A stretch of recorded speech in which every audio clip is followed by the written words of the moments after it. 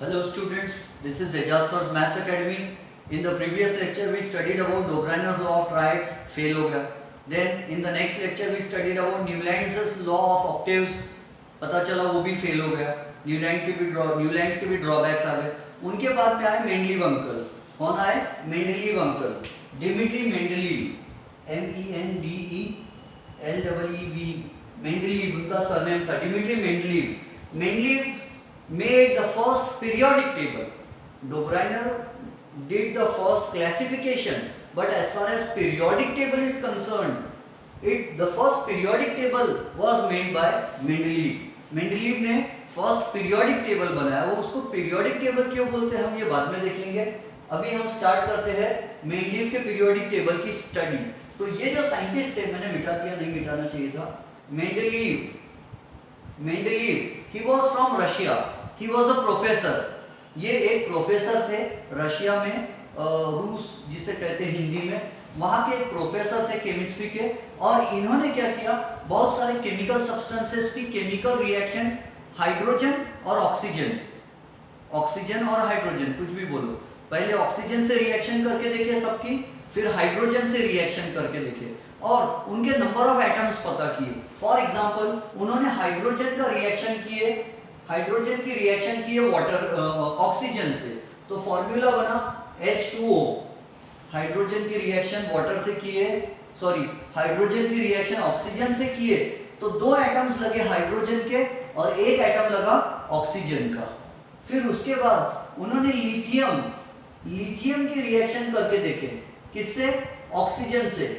तो जब लिथियम की रिएक्शन ऑक्सीजन से किए उन्होंने, तो क्या हुआ, लिथियम के 2 एटम्स की जरूरत पड़ी. Li2 यानी लिथियम के 2 एटम्स, O कुछ नहीं है यानी सबका मालिक 1. ऑक्सीजन का 1 एटम लगा, उसको 1 को लिखते नहीं है, तो लिथियम के 2 एटम्स और ऑक्सीजन का 1 एटम. इसका मतलब है कि हाइड्रोजन और लिथियम एक जैसे हैं. पूछो क्यों? क्योंकि दोनों को, इसके भी 2 एटम्स, इसके भी 2 एटम्स, और ऑक्सीजन का अकेला एटम.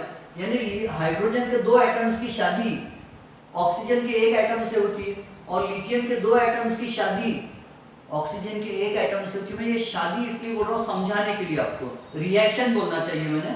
सो लिथियम के 2 एटम्स का रिएक्शन एक ही ऑक्सीजन एटम से होता. फिर इन्होंने सोडियम का रिएक्शन करके देखे ऑक्सीजन से, तो सोडियम के भी 2 एटम्स रिएक्ट हो रहे थे. किससे? ऑक्सीजन के 1 एटम से. और उनको कैसे पता चल रहा, इसके 2 एटम्स लग रहे, क्वांटिटी गिनते, एटॉमिक मास से पता चल रहा. तो चलो ठीक है, Na, तो बोले यार ये सब एक ही खानदान के होना चाहिए, जरूर इनमें सिमिलैरिटी है. फिर उन्होंने ये देखा कि पोटेशियम की रिएक्शन करके देखे ऑक्सीजन से, तो पोटेशियम की रिएक्शन की, के यानी कैलियम का नाम है पोटेशियम. कैलियम उसका पुराना नाम था, लैटिन नेम था, बर्जिलियस का दिया हुआ. अब नया उसका मॉडर्न नेम क्या, इंग्लिश नेम पोटेशियम. पोटेशियम की रिएक्शन ऑक्सीजन से करके देखे तो K2O फॉर्मूला बना. तो बोले यार ये समझ में नहीं आ गया, ये कैसा हो रहा है. बोले ये रुबिडियम का रिएक्शन करके देखे ऑक्सीजन से, तो Rb2O बना. तो बोले ये जो है hydrogen, lithium, sodium, potassium, rubidium, ये सबके 2 एटम और ऑक्सीजन के एक ही एटम से रिएक्ट करते, एक ही एटम से रिएक्ट करते, मतलब ये जरूर सिमिलर होंगे, जरूर इनमें सिमिलैरिटी होंगी. और सब बात सही निकली. ये सब जो है ऑक्सीजन के एक ही एटम से रिएक्ट करते, तो उन्होंने इसको एक जनरल फॉर्मूला दे दिया. अब बार नाम कैसे देंगे, हाइड्रोजन का नाम क्या लिखेंगे, H2, इसका नाम क्या है Li2, इसका नाम क्या है Na2, इसका नाम क्या है K2, इसका नाम क्या है Rb2. तो बोले बार इस सब अलग नाम देने से अच्छा ये सबका मिला के बोले मैं एक ही नाम दे देता हूँ. और मेंडलीव ने इसको नाम दे दिया R. और ये कितने एटम्स है, 2, तो नीचे लिख दिया 2O, R2O. R यानी क्या, R यानी हाइड्रोजन भी होता है, R यानी लिथियम भी होता है, R यानी सोडियम भी होता है, R यानी पोटेशियम भी होता है, R यानी रुबिडियम भी होता है. सब एलिमेंट्स को उन्होंने R से डिनोट कर दिया. जैसे आप मैथ्स में बोलते let the value be x, तो उन्होंने भी बोल दिया let H be called R. Li को भी R बोलो, Na को भी R बोलो, K को R बोलो, रुबिडियम Rb को भी R बोलो, सबको R नाम दे दिया उन्होंने. और इन सबको एक ही ग्रुप में रखे. ये देखो, the vertical column the vertical column is called a group. The vertical column is called a group. Vertical column को ग्रुप बोलते हैं. ग्रुप यानी ये देखो, फर्स्ट ग्रुप वर्टिकल कॉलम खड़ा खंबा, दूसरा second group, third group. Actually मैंने बड़ा टेबल बनाना चाहिए था आपको और इजीली दिखे, इसलिए फिर भी आप मैनेज कर लो. ऐसा टेबल टेक्स्ट बुक में भी दिया हुआ है, ठीक है, क्योंकि मैं टेक्स्ट बुक से नहीं दिखा सकता, इसलिए मैंने ये टेबल बना दिया आपको. एग्जाम में ये टेबल नहीं आता, ये टेबल लर्न करने की कोई जरूरत नहीं है, वरना टेंशन लेते बैठोगे. So this is group 1, G1 यानी ग्रुप नंबर 1. ये ग्रुप नंबर 1 है. ये क्या है? ग्रुप नंबर 2 खड़ा खंबा. ये vertical column group number 3, group 4, group 5, group number 6, group number 7, group number 8. तो मेनलीव के पीरियोडिक टेबल में कितने ग्रुप्स थे? तो there were 8 groups in Mendeleev's table. In Mendeleev's periodic table. बाद में समझा तो इसका नाम पीरियोडिक क्यों है, वो बाद में समझाऊंगा. मेंडलीव के पीरियोडिक टेबल में 8 ग्रुप्स है, यानी 8 खड़े खड़े खंबे हैं, 8 वर्टिकल कॉलम्स है. समझ गए? तो ये देखो, hydrogen, lithium, sodium, potassium, copper, rubidium, silver, Ag, argentum. आपको नाम याद रखने की जरूरत नहीं है. सीसियम, यहाँ के एलिमेंट्स की डिस्कवरी नहीं हुई थी. मेंडलीव के समय टोटल एलिमेंट्स कितने पता थे? तो ओनली 63 एलिमेंट्स की खोज हुई थी. न्यूलैंड्स के समय 56 एलिमेंट्स मालूम थे. फिर 56 के बाद कितने हो जाएंगे?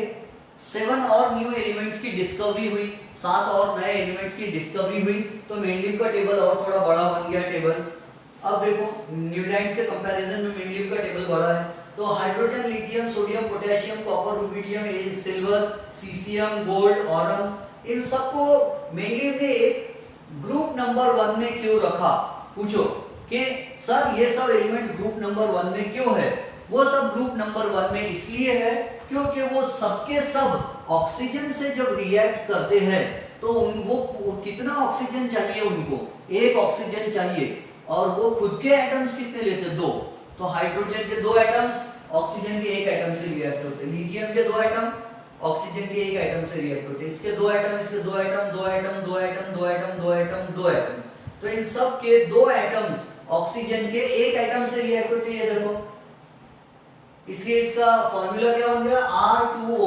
R2NaH2, R2NaLi2, R2NaNa2, R2NaK2, R2NaCO2, R2NaRb2, R2NaAg2, R2NaCS2, R2NaAu2. बात समझ लो? ये सब जो 2 2 2 2 2 2 लगे हैं, समझ में आ गया पहला? हाँ. अब देखो दूसरे कॉलम की बात करते हैं. फिर मेंडलीव ने क्या किया? बोले इनकी तो रिएक्शन करके देख लिया मैंने. बोले अब एक काम करता, अब बेरिलियम की रिएक्शन करता. बोले ये वाला ग्रुप नंबर 2. कौन सा? Group number 2. बेरिलियम की रिएक्शन करता. बोले बेरिलियम की रिएक्शन उन्होंने ऑक्सीजन से की है. तो बेरिलियम का 1 एटम ऑक्सीजन के 1 एटम से रिएक्ट हुआ. तो बेरिलियम के कितने एटम लगा यहाँ पे? 1, और ऑक्सीजन का 1.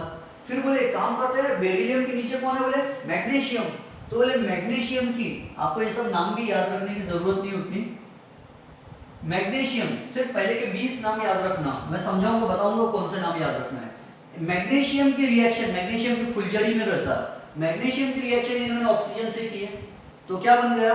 MgO, magnesium oxide. तो बोले अरे इसका भी एक ही आइटम, इसका भी आइटम. अब यहाँ 2 लगाने की जरूरत नहीं पड़ी. इसका 1 एटम 1 एटम, इसका भी 1 1 एटम रिएक्ट हो रहे. फिर उसके बाद बोले, और पता है MgO क्यों बनता है? क्योंकि आपको मालूम है मैग्नीशियम, जाने तो अभी नहीं बताता हूँ. तो मैग्नीशियम और ऑक्सीजन की रिएक्शन करें. फिर उन्होंने क्या किया? कैल्शियम की रिएक्शन ऑक्सीजन से करें तो CaO बना, कैल्शियम ऑक्साइड बना. यानी मेंडलीव ने पूरा काम धंधा छोड़ के लेबोरेटरी में बैठ के सब जितने 63 एलिमेंट्स उस समय पता थे, सबकी रिएक्शन करते करते, अब पता नहीं सबकी किए क्योंकि उस समय कुछ छूटे हुए जो भी होंगे एलिमेंट्स, उन्होंने सबकी रिएक्शन क्या किए? जितने एलिमेंट्स उनके पास अवेलेबल दिख रहे थे उन सबकी रिएक्शन उन्होंने ऑक्सीजन से किए पहले. और ऑक्सीजन से किए तो देखिए ऑक्सीजन का कितना एटम लगता है और वो एलिमेंट का कितना एटम लगता है. तो कैल्शियम का 1 एटम, ऑक्सीजन का 1, मैग्नीशियम 1, ऑक्सीजन 1, बेरिलियम 1, ऑक्सीजन 1. फिर उसके मैग्नीशियम के नीचे, कैल्शियम के नीचे क्या है? जिंक. फिर उन्होंने जिंक की रिएक्शन की ऑक्सीजन से, तो एक एक ही लग रहा। अब बाकी भी एक ही है तो सबका भी एक एक ही लग रहा। तो उन्होंने बोले अच्छा अगर मैं इन सबको आर बोल दूं, बेरिलियम को आर बोल देता, बोले मैग्नीशियम को आर बोल देता, कैल्शियम पहले वालों को भी आर बोले थे, ये सबका नाम भी क्या है R R R R R, ये सबको भी पहले ग्रुप के एलिमेंट्स को नाम क्या दिए आर। लेकिन ये R2O बनाते हैं H2O, Li2O, Na2O, K2O, Cu2O, Rb2O, Ag2O, लेकिन ये वाले कैसे बनाते हैं इधर के BeO, देखो इसका जनरल फॉर्मूला RO यानी BeO beryllium oxide, MgO CaO ZnO SrO CdO BaO, RO यानी R यानी कि एलिमेंट्स और O यानी ऑक्सीजन के साथ उसका बनने वाला फॉर्मूला, मॉलिक्यूलर फॉर्मूला। बात समझ में आ रही है? तो ये सब यार बोले ये सबके सबका एक एटम सिंगल एटम ऑक्सीजन के भी सिंगल एटम से रिएक्शन करता, जरूरी बोले एक ही जैसे एलिमेंट्स एक ही खानदान के होंगे बोले, तो इनको सेम ग्रुप में रखता बोले। कौन बोले? मेंडलीव। तो मेंडलीव ने इन सबको एक ही ग्रुप में रखा। कौन से ग्रुप में रखा? ये बेरिलियम को ये ग्रुप में रखा, इसको भी वही ग्रुप में रखा, इसको भी वही ग्रुप में, इसको भी वही ग्रुप में, इन सबका एक ग्रुप बना दिए खानदान। ठीक है। फिर मेंडलीव ने क्या किया? बोरॉन की रिएक्शन किया। ये Be यानी बेरिलियम, बेरी का पेड़, बेरिलियम, और ये B यानी बोरॉन की रिएक्शन, एल्यूमिनियम की रिएक्शन, यटरबियम की रिएक्शन, इंडियम की रिएक्शन, सबकी इनकी रिएक्शन कर करके देखा किसने? मेंडलीव ने। क्या फॉर्मूला बना? Boron B2O3। एल्यूमिनियम का फॉर्मूला क्या बना? Al2O3। आप बोलेंगे सर ये फॉर्मूला ऐसा क्यों बना? ऐसा बनता है, मैं आपको समझाऊंगा इसके पीछे रीजन क्या है। एक्चुअली रीजन ये है,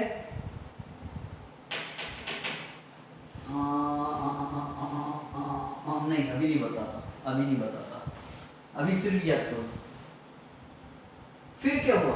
बोरॉन का रिएक्शन ऑक्सीजन से किया तो बोरॉन के 2 एटम और ऑक्सीजन के 3 एटम रिएक्ट हुए आपस में, यानी बोरॉन के 2 एटम चाहिए और ऑक्सीजन के 3, एल्यूमिनियम के 2 चाहिए और ऑक्सीजन के 3 चाहिए।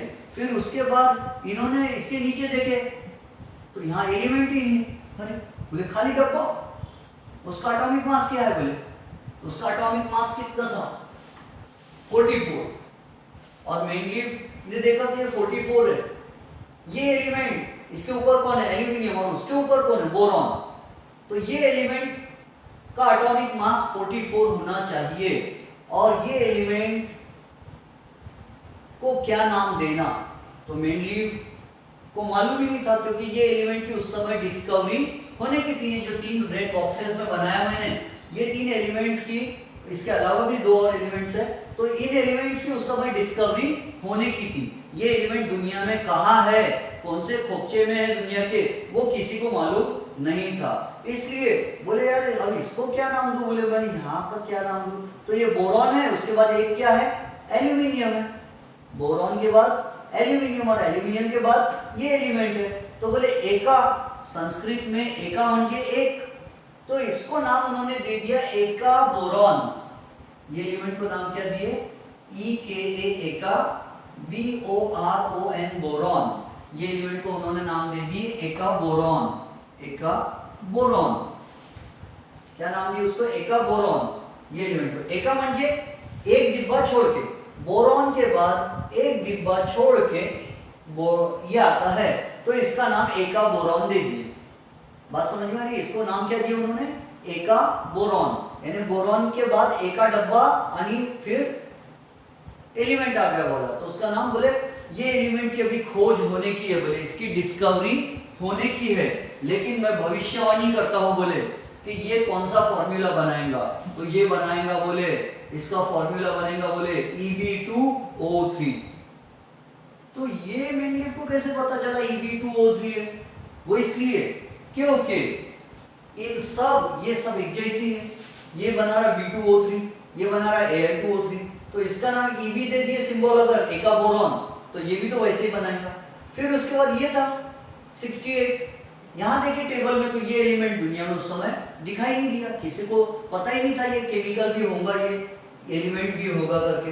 तो इसका एटॉमिक मास उन्होंने टेबल में भविष्यवाणी की, बोले ये इसका एटॉमिक मास, एटम का mass, the total mass of protons and neutrons, ये लगभग 68 आना चाहिए, ऐसा उन्होंने भविष्यवाणी की है। और क्या बोले, इसको क्या नाम दूं बोले, तो उन्होंने इसको नाम दिए एका बोरॉन, एका एल्यूमिनियम। इसको क्या नाम दिए, एका एल्यूमिनियम। पूछो एका एल्यूमिनियम क्यों दिए? एल्यूमिनियम के बाद एका डब्बा छोड़ के वो नाम आता है, एका एल्यूमिनियम। एका एल्यूमिनियम नाम समझ में आ रहा है? एका बोरॉन यानी बोरॉन के बाद एक डिब्बा छोड़ के, एका एल्यूमिनियम यानी एल्यूमिनियम के बाद एक डिब्बा छोड़ के, तो इसका नाम क्या रखा उन्होंने, एका एल्यूमिनियम। तो उसका सिंबल क्या है, एका एल्यूमिनियम का स्मॉल ए, पहला लेटर कैपिटल लिखा जाता है, दूसरा लेटर स्मॉल लिखते हैं सिंबल लिखते समय, तो एका एल्यूमिनियम। अब इन्होंने वो भी भविष्यवाणी करके चले गए। कैसी भविष्यवाणी की है, बोले इसका फॉर्मूला देखा, बोले ये एका एल्यूमिनियम के 2 एटम्स ऑक्सीजन के 3 एटम से रिएक्ट होंगे। बोले एका एल्यूमिनियम के 2 एटम्स क्या करेंगे, ऑक्सीजन के 3 एटम से रिएक्शन करेंगे। बोले ऐसा क्यों बोल रही है, इनको कैसे पता चला, क्या रिव्यू कैसे मालूम पड़ रहा है इनको कि ये 3 होंगे। और जब मेंडलीव की डेथ हो गई, मेंडलीव मर गया, तो मेंडलीव के डेथ के बाद दूसरे साइंटिस्ट लोगों ने एलिमेंट्स की रिसर्च किए, खोज किए, और डिस्कवर करने के बाद उनको पता चला कि ये एका बोरॉन जो एलिमेंट था, सच में ये इसके 2 एटम्स ऑक्सीजन के 3 एटम से रिएक्ट करते हैं। आप बताओ इसके पीछे कहानी क्या है। ये जो है ग्रुप नंबर 1 क्यों है, क्योंकि इनके सब के आउटर मोस्ट ऑर्बिट में 1 इलेक्ट्रॉन है। हाइड्रोजन के आउटर मोस्ट ऑर्बिट में 1 है, लिथियम के आउटर मोस्ट ऑर्बिट में 1 इलेक्ट्रॉन, इसके 1 इलेक्ट्रॉन है, इसके आउटर मोस्ट में 1 है, इसके आउटर मोस्ट में 1 है, इसके आउटर मोस्ट ऑर्बिट में 1 है, इनके आउटर मोस्ट ऑर्बिट में 1 इलेक्ट्रॉन है। और ये आर सेकंड ग्रुप वाले जो इन सब के आउटर मोस्ट ऑर्बिट में 2 इलेक्ट्रॉन्स है, इनके आउटर मोस्ट ऑर्बिट में 3 इलेक्ट्रॉन्स। अब देखो कहानी समझा देता हूं मैं आपको। एल्यूमिनियम A2O3 क्यों बना रहा, तो सुनो, एल्यूमिनियम कौन से ग्रुप को बिलोंग करता बताओ, उसका ग्रुप कौन सा है, एल्यूमिनियम का ग्रुप बताओ कौन सा है, बोरॉन का ग्रुप बताओ, ये देखो 3, बोरॉन का ग्रुप क्या है 3, एल्यूमिनियम का ग्रुप क्या है 3, एका बोरॉन का ग्रुप 3, एका एल्यूमिनियम का ग्रुप 3, सबका ग्रुप 3, और जिसका ग्रुप 3 रहता है उसके आउटर मोस्ट ऑर्बिट में कितने इलेक्ट्रॉन्स रहते हैं 3। तो एल्यूमिनियम का एटॉमिक नंबर जो है, अब एटॉमिक नंबर मैंने बोलना नहीं चाहिए वैसे, इसमें एल्यूमिनियम का इलेक्ट्रॉनिक कॉन्फ़िगरेशन है 283। इलेक्ट्रॉनिक कॉन्फ़िगरेशन 9th में पढ़ चुके हो, अब भूलना मत। इलेक्ट्रॉनिक कॉन्फ़िगरेशन का मतलब है फर्स्ट ऑर्बिट में कितने इलेक्ट्रॉन गोल गोल घूमते, न्यूक्लियस बीच में रहता है, इलेक्ट्रॉन और गोल गोल घूमते।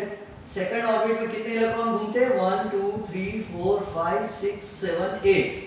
एल्यूमिनियम के थर्ड ऑर्बिट में कितने इलेक्ट्रॉन घूमते, 1 2 3, 3 इलेक्ट्रॉन घूमते। अब एक चीज और सुन लो कि आपने पढ़े 9th स्टैंडर्ड में एक रूल जिसका नाम है ऑक्टेट रूल।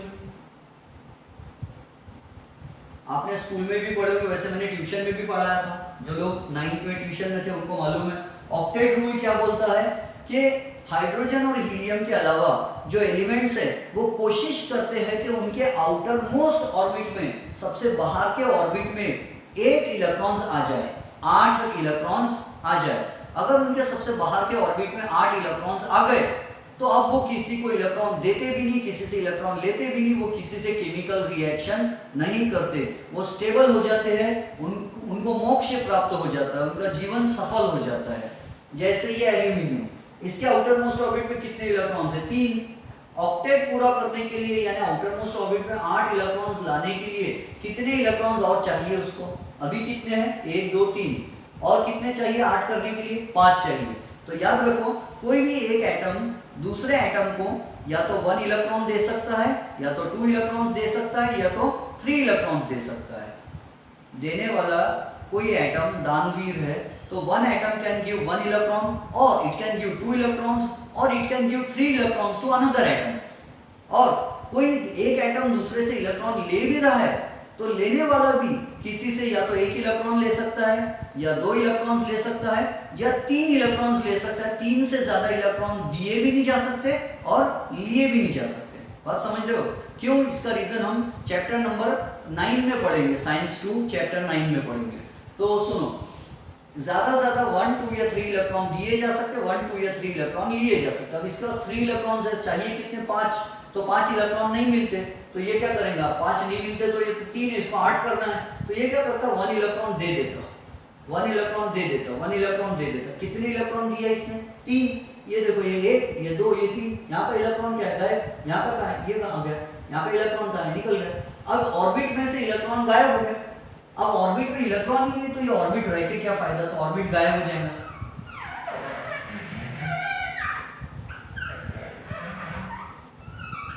ये इलेक्ट्रॉन का ऑर्बिट गायब हो गया। अब इलेक्ट्रॉन ही नहीं है तो ऑर्बिट भी नहीं है। अब सबसे बाहर का ऑर्बिट कौन सा है, ये है, और इसमें कितने इलेक्ट्रॉन्स है, 8। ये 3 इलेक्ट्रॉन इसने क्या किया, दान कर दिया, डोनेट कर दिया किसी को। 5 चाहिए थे, 5 मिल नहीं रहते तो उल्टा 3 दे दिया किसी को, और 3 दिए जा सकते हैं, 3 दे सकते किसी को भी, 3 ले भी सकते, 3 तक दे भी सकते, लेकिन 3 से ज्यादा ना दिए जाते ना लिए जाते। तो ये क्या करेगा, 3 इलेक्ट्रॉन दे देगा, 1 2 3 इलेक्ट्रॉन दे दिया तो ऑर्बिट गायब। अब इसका आउटर मोस्ट ऑर्बिट में कितने इलेक्ट्रॉन्स हैं, 8। हो गया इसका जीवन सफल। बोलो हुआ क्या नहीं हुआ, हो गया। तो एक एल्यूमिनियम ने कितने इलेक्ट्रॉन दिया, 3 इलेक्ट्रॉन दिया। समझ रहे हो, कितने इलेक्ट्रॉन दिया, 1 2 1 इलेक्ट्रॉन, 2 इलेक्ट्रॉन है, 3 इलेक्ट्रॉन। एक एल्यूमिनियम ने कितने इलेक्ट्रॉन दिया, 3। दूसरे एल्यूमिनियम को पूछेंगे तू कितने देता है, वो भी तो एल्यूमिनियम ही है, वो भी क्या बोलेगा, मैं भी 3 देता हूं।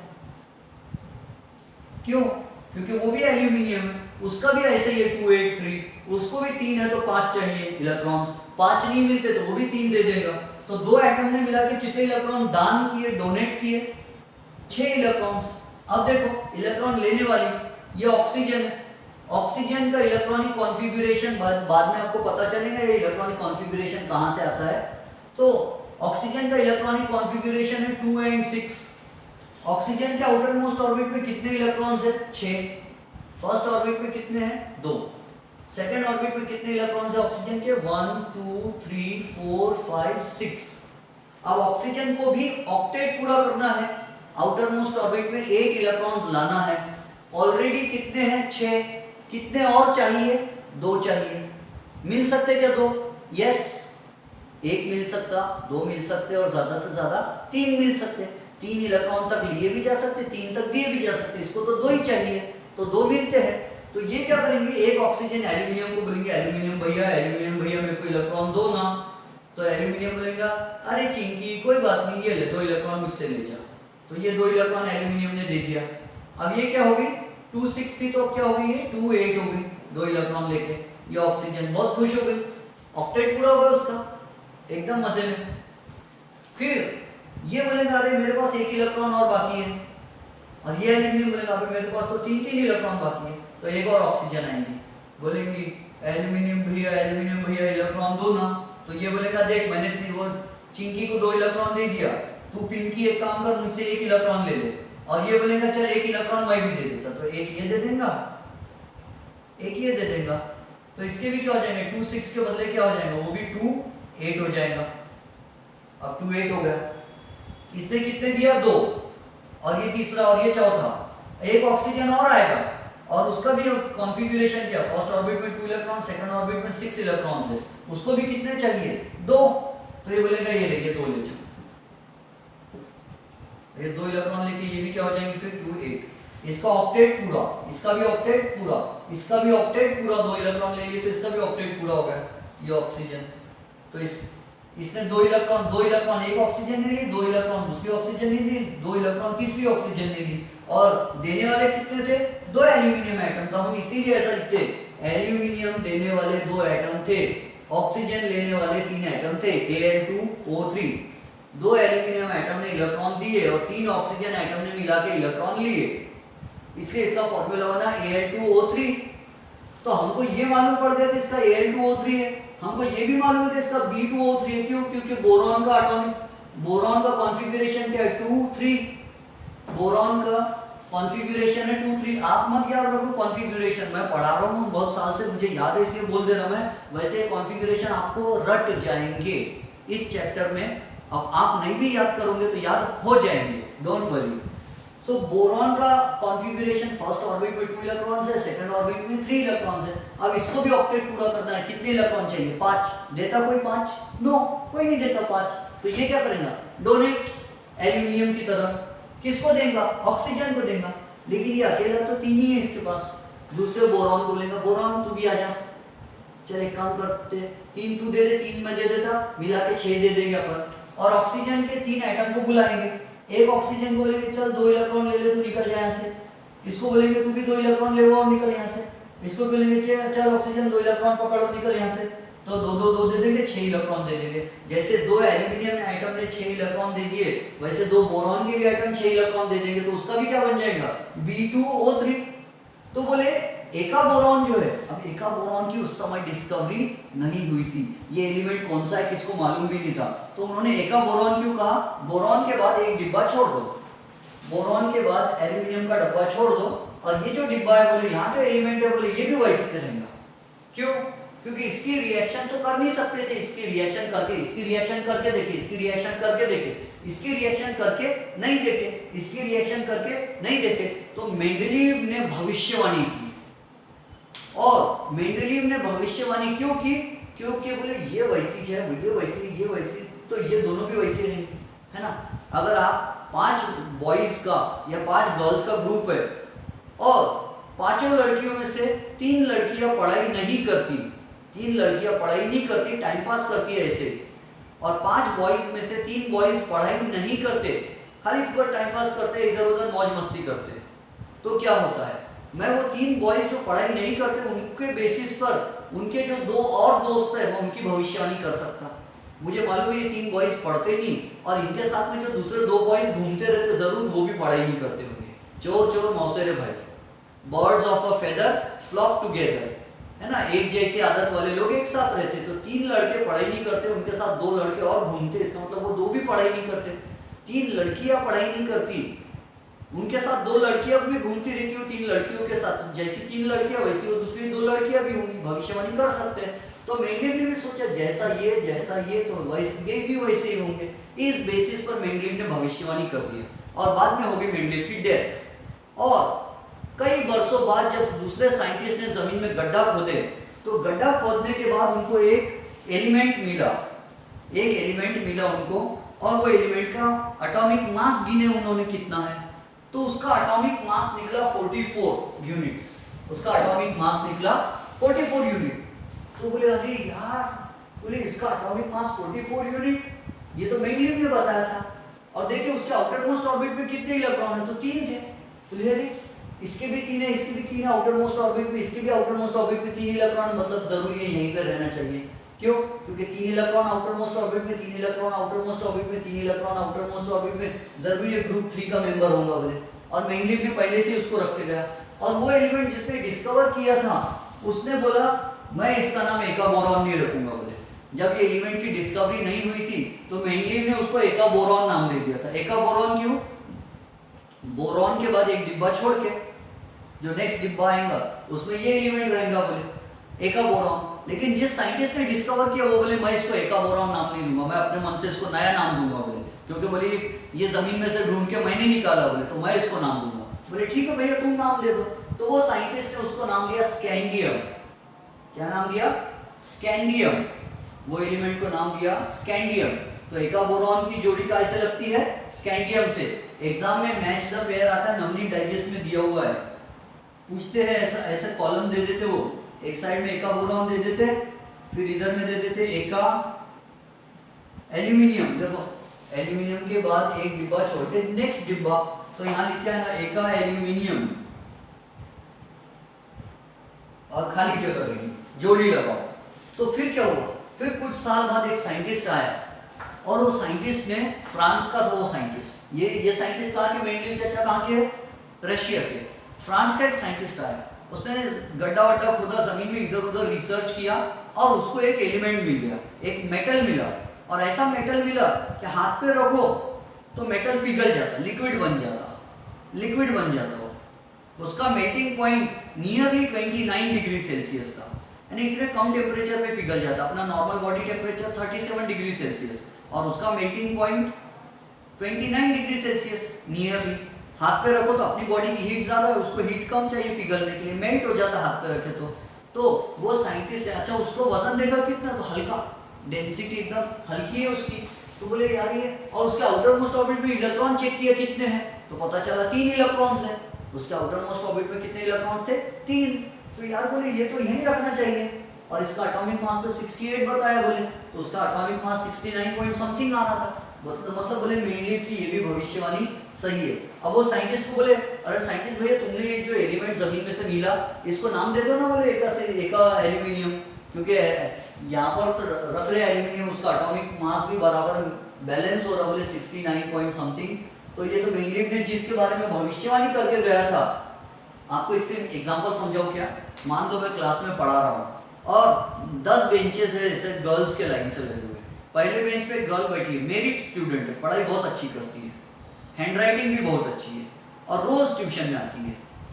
हैंडराइटिंग अच्छी है, पढ़ाई में इंटेलिजेंट है और रोज डेली अटेंड करती है क्लासेस। सेकंड बेंच की लड़की बुद्धू, थर्ड बेंच की लड़की टैलेंटेड, फर्स्ट बेंच की इंटेलिजेंट, सेकंड बेंच की बुद्धू, थर्ड बेंच की टैलेंटेड। फिर उसके बाद 8वें नंबर के बेंच की लड़की, 8 वाले 8वें नंबर की, पहली टैलेंटेड, दूसरे बेंच की लड़की बुद्धू, तीसरे की बुद्धू, चौथी वीक, 5वीं सलाइन, 6वीं पैदल, 7वीं मट्टस। 8वें नंबर का जो बेंच है उस पे जो लड़की बैठी वो इंटेलिजेंट है। तो मैंने देखा यार पहले बेंच की लड़की इंटेलिजेंट, लड़का भी हो सकता है, बॉयज नाराज नहीं होना। सो पहले बेंच की लड़की इंटेलिजेंट, थर्ड बेंच की गर्ल इंटेलिजेंट, 8वें नंबर की गर्ल इंटेलिजेंट, समझ रहे हो? तो मैंने सोचा यार ये कुछ ना कुछ इसके पीछे कहानी है। फिर मैंने क्या किया, सॉरी 8वें नहीं 11वें नंबर की इंटेलिजेंट है, पहले नंबर की गर्ल इंटेलिजेंट, तीसरे नंबर की गर्ल इंटेलिजेंट और 11 नंबर की गर्ल इंटेलिजेंट। तो मैंने सोचा पहले और तीसरे में कितने का फर्क है? 2 का। और तीसरे और 11वें नंबर में कितने का फर्क है? 8 का फर्क है। फर्स्ट ऑर्बिट में कितने इलेक्ट्रॉन्स रहते? 2। सेकंड ऑर्बिट में कितने इलेक्ट्रॉन रह सकते? आपने 9 पे पढ़ चुके हो ये नील्स बोर का। तो सेकंड ऑर्बिट में 8 इलेक्ट्रॉन्स रह सकते मैक्सिमम, 2n² फॉर्मूला था। तो फर्स्ट ऑर्बिट में कितने रह सकते? 2। सेकंड ऑर्बिट में कितने इलेक्ट्रॉन रह सकते? 8। तो यानी फर्स्ट गर्ल और सेकंड गर्ल इंटेलिजेंट गर्ल्स के बीच में 2 गर्ल्स का डिफरेंस है, और थर्ड बेंच की गर्ल और 11 बेंच की गर्ल्स के बीच में कितने का डिफरेंस है? 8 का डिफरेंस है। अब तीसरा डिफरेंस कितने का होना चाहिए? तो उस बेसिस पर मैंने क्या किया, ऐसे ही 8 डिफरेंस ले लिया, और वो डिफरेंस के बेसिस पर मैंने और एक भविष्यवाणी कर दिया कि रोल नंबर 1 इंटेलिजेंट है, रोल नंबर 3 इंटेलिजेंट है, रोल नंबर 11 इंटेलिजेंट है। अब मैंने भविष्यवाणी कर दिया कि रोल नंबर 19 भी इंटेलिजेंट रहेगी। Roll number 1 intelligent, roll number 3 intelligent, roll number 11 intelligent, roll number 19 intelligent. लेकिन रोल नंबर 19 की कोई गर्ल है ही नहीं।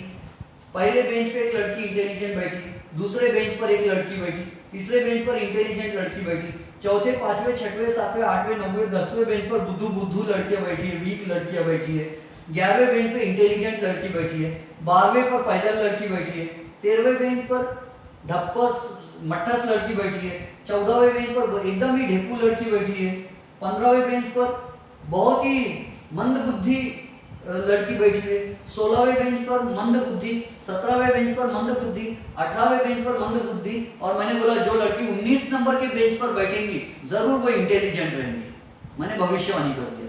लेकिन बाकी सब स्टूडेंट चिल्ला चिल्ला कर बोल रहे सर बेंच नंबर 19 पे तो कोई भी गर्ल नहीं बैठी हुई है। मैं बोला अरे मेरी भविष्यवाणी कैसी हो रही? मैंने पहली लड़की देखा, तीसरी लड़की देखा, 11वीं लड़की देखा, इनकी आदत समझ गया मैं, 2 का डिफरेंस, 8 का डिफरेंस। मैंने और सोचा कि इसके बीच में भी इन दोनों में 2 का डिफरेंस, इन दोनों में 8 का डिफरेंस। तो मैंने और अपने मन से 8 का डिफरेंस लगाया और 19 वाली गर्ल को बोल दिया मैंने, रोल नंबर 19 की लड़की इंटेलिजेंट रहेगी, है ना। और वो बेंच पे कोई भी लड़की नहीं बैठी है, वो लड़की अभी आई नहीं, ट्यूशन में एडमिशन ही नहीं हुआ उसका। तो बाकी सब स्टूडेंट बोले सर वो लड़की तो है ही नहीं, आपने कैसे बोल दिया? बोले बिना लड़की को देखे कि वो इंटेलिजेंट रहेंगी। तो मैंने कैसे बताया? मैंने ये देखा ये इंटेलिजेंट, ये इंटेलिजेंट, ये इंटेलिजेंट, तो इसकी भविष्यवाणी कर दिया मैंने। तो फिर क्या हुआ, मेरे पढ़ाते पढ़ाते एक लड़की आई और दरवाजा खटखटा रही। मैंने कहा कौन है? बोले एक्सक्यूज मी सर, हम न्यू एडमिशन है, हमने फीस पे कर दी है सर, ये हमारी रिसीट है सर, हमको क्लास में बैठना है। मैम ने बोले कि रोल नंबर 19 है तुम्हारा, वहाँ जाके बैठ जाओ। मैंने कहा ठीक है जाओ रोल नंबर 19 पे बैठ जाओ वहाँ पे। तो लड़की जाके बैठ गई। फिर मैंने पढ़ाना स्टार्ट किया। पढ़ाते पढ़ाते मैं क्वेश्चंस पूछ रहा हूँ तो वो लड़की एकदम फटाफट आंसर दे रही। और मैंने कहा चलो आप बताओ हैंड राइटिंग आपकी कैसी है, तो देखा बहुत अच्छी हैंड राइटिंग है। फिर 8-10 दिन तक ध्यान देते रहा तो लड़की रोज आ रही है क्लास में। मैंने कहा देखो मेरी भविष्यवाणी सही होगी, समझ रहे। तो अब इसका मतलब क्या, मैं क्या जादूगर हूँ? नहीं, मैंने इसको इसको इसको देखा तो इसकी भविष्यवाणी कर दिया। तो मेंडलीव ने भी क्या किया, देखा बोरॉन हल्का है, एल्यूमिनियम हल्का है, तो इसके बारे में भी बोल दिया उसने। देखना बोले एका बोरॉन भी हल्का रहेगा, एका एल्यूमिनियम भी हल्का रहेगा, इसका आउटर मोस्ट ऑर्बिट में 3 इलेक्ट्रॉन, इसका आउटर मोस्ट ऑर्बिट में 3 इलेक्ट्रॉन, इसका तो उसने बोल दिया इसके और इसका आउटर मोस्ट ऑर्बिट में 3-3 इलेक्ट्रॉन रहेंगे, देख लेना बोले। मैं मर भी गया तो भी इनके आउटर मोस्ट ऑर्बिट में 3-3 इलेक्ट्रॉन रहेंगे भैया, ये बोल के जा रहा हूँ, देख लेना बोले। और क्या हुआ, सच में मेंडलीव की डेथ के बाद जब ये एलिमेंट्स मिले तो सच में इनमें आउटर मोस्ट ऑर्बिट में 3-3 इलेक्ट्रॉन्स मिले, यानी मेंडलीव की भविष्यवाणी करेक्ट निकली। देखो कैसा साइंटिस्ट है जो इनके बेसिस पे अंदाज लगा के भविष्यवाणी करते रहा। अच्छा, जिस साइंटिस्ट ने ये एका एल्यूमिनियम वाला एलिमेंट डिस्कवर किया जिसका एटॉमिक मास 69, 68 समथिंग था, जो हल्का था, जिसके आउटर मोस्ट ऑर्बिट में 3 इलेक्ट्रॉन्स थे, तो वो साइंटिस्ट को बोले कि इसका नाम एका एल्यूमिनियम रख देना भैया। मेंडलीव ने बोला था तो रख दे एका एल्यूमिनियम, बोले नहीं मेरे देश का है, बोले मुझे अपने देश से प्यार है, बोले। और वो फ्रांस का था साइंटिस्ट। तो बोले जैसे अपन इंडिया में अपन इंग्लिश में किसी को बोलना तो अपन बोलते आई बिलोंग टू इंडिया, और हिंदी में बोलना हो तो अपन बोलते मैं भारत का निवासी हूँ, है ना, मैं भारत का नागरिक हूँ। तो इंग्लिश में इंडिया, हिंदी में भारत। उसी तरह से इंग्लिश फ्रेंच लैंग्वेज में एक बोलते फ्रांस, और फ्रांस को उनकी दूसरी लैंग्वेज में बोलते गैलियम। फ्रांस का दूसरा नाम है गैलियम, फ्रांस इस देश का दूसरा नाम है गैलियम।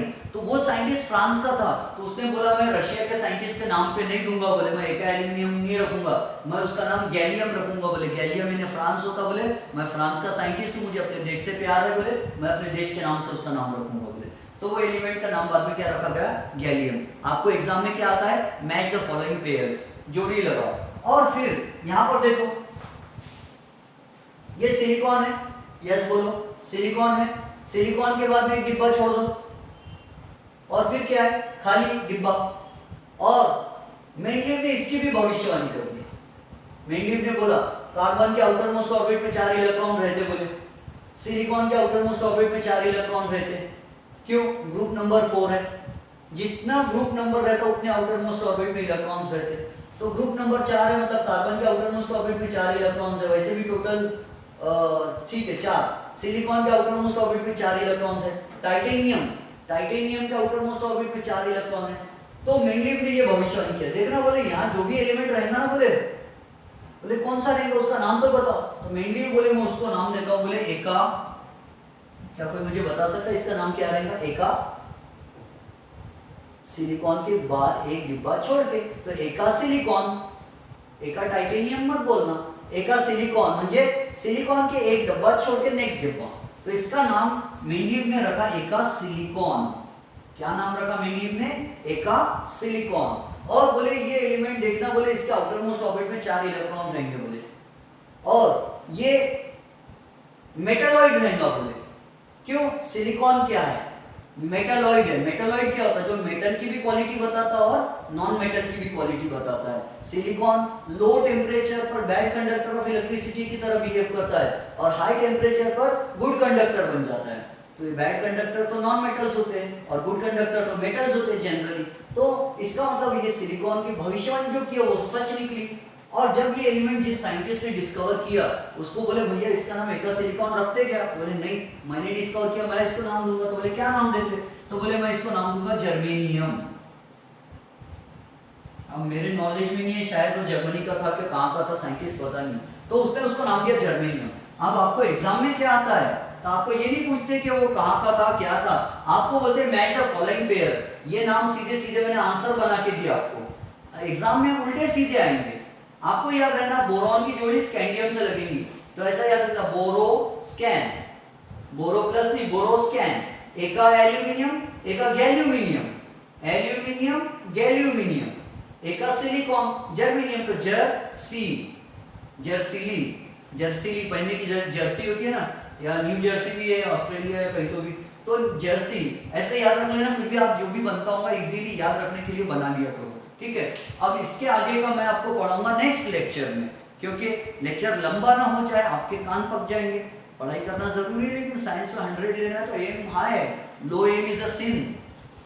ठीक है, तो मेंडलीव ने 3 एलिमेंट्स की भविष्यवाणी की थी और वो तीनों भविष्यवाणियां सही बैठी। और क्या फॉर्मूला होता है, ग्रुप 3 एंड सबके आउटरमोस्ट ऑर्बिट में 3 इलेक्ट्रॉन्स है। ठीक है, यहाँ रुक जाते हैं। Have a nice time, study hard and aim high. अगर कोई डाउट आता है, कोई डिफिकल्टी आती है, बिंदास में व्हाट्सएप करके मुझसे पूछो। बाकी का हम नेक्स्ट लेक्चर में पढ़ेंगे।